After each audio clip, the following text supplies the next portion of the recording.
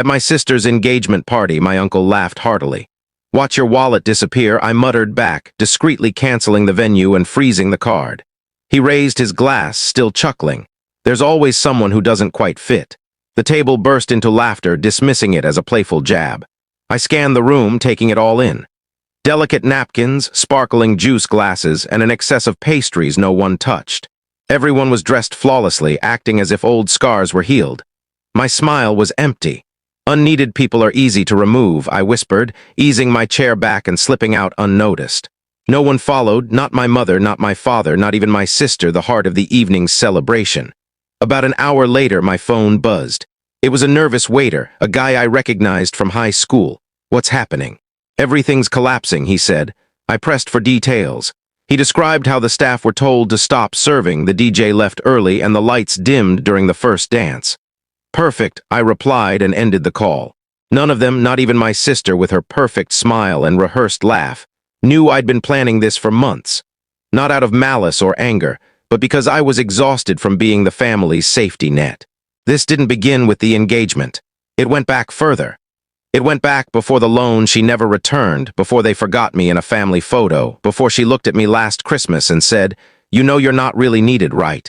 I stayed quiet. I played the part. I kept covering expenses. I showed up when no one else did. I swallowed my pride as the dutiful son and brother until that night when I was called unnecessary. The word stung like a knife scraping metal. Unnecessary is what they label someone they've already replaced but haven't bothered to inform.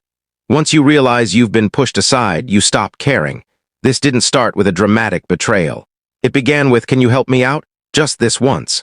The first time Sophia asked for money, she was in tears, saying her rent was late and she didn't want our parents to know.